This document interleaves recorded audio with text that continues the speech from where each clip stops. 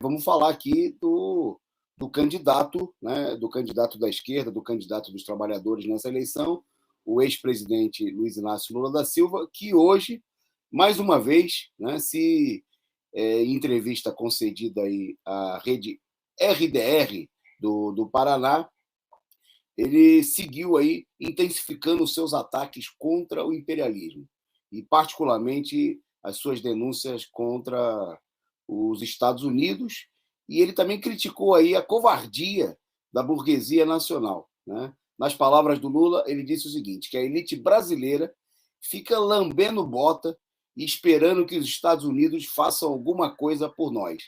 E ele disse, não vão fazer, né? O Lula explicou ainda que os Estados Unidos não têm qualquer interesse no desenvolvimento do Brasil, né, e trabalham, inclusive, para que isso não aconteça. Né? Procuram, inclusive, criar uma inimizade aí entre o Brasil e os países da América Latina, né, corrompendo aí governos da direita em vários países, para que não haja uma integração do nosso continente. Bom, o Lula disse o seguinte, que o Brasil, aí ele criticou, falou, além de falar que a burguesia brasileira é lambe-botas, né, ele disse que a burguesia o Brasil tem uma elite, nas palavras dele, que acorda de manhã olhando para os Estados Unidos e a Europa. Ela não vê nem a África, nem a América Latina, não vê a Venezuela, não vê a Bolívia, não vê o Peru, nem o Uruguai, o Paraguai, a Argentina e o Chile. É uma elite com um complexo de vira-lata, né, disse ele. Bom, e um outro aspecto interessante, André, aí depois eu passo para você se você quiser comentar um pouquinho, é que o Lula defendeu a aproximação do Brasil com a China, né?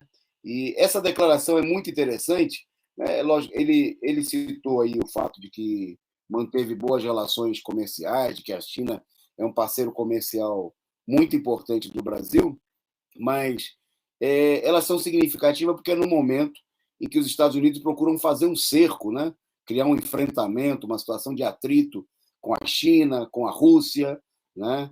Da mesma maneira que a gente vê esse atrito, que já é tradicional com os países mais fracos, né? Aqui na América Latina, com Cuba, Venezuela, com a Nicarágua, né? com o Irã. E o Lula falou que não, que tem que ter uma boa relação, né? Que hoje a China é o principal comprador do Brasil, né? E que ele quer continuar mantendo. O que está mostrando aí, está sinalizando uma tendência, uma posição de tipo nacionalista do Lula, em defesa dos interesses nacionais, mas também de uma articulação internacional, né? Com os setores que, nesse momento, se atritam com os Estados Unidos. Ele tem criticado aí, seguidas vezes, né, eu esqueci agora o biógrafo do Lula, como ele chama? Fernando Moraes? Fernando Moraes. Ele fez uma apreciação tempos atrás, dizendo que o Lula tinha saído da cadeia mais anti-imperialista. Né? E o Lula tem demonstrado na prática, né, não é uma afirmação vazia, porque ele tem demonstrado na prática, com um conjunto de declarações de crítica aos Estados Unidos, de apoio à Nicarágua, à China, à Venezuela, etc., e tal, que ele não está aí para ser o candidato do imperialismo, como infelizmente se mostraram aí certos candidatos da esquerda na América Latina, né, André? É verdade, Toninho, e mais do que isso, né? Eu acho que o importante é essa sinalização dele, sobretudo com a China.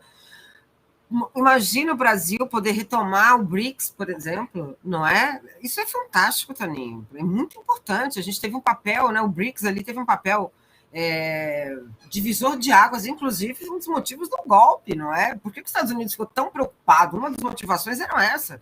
Tem uma série de documentários falando sobre o BRICS, e eles pegam todos os países envolvidos, vale muito a pena. Eu assisti isso na TV Escola, quando não era...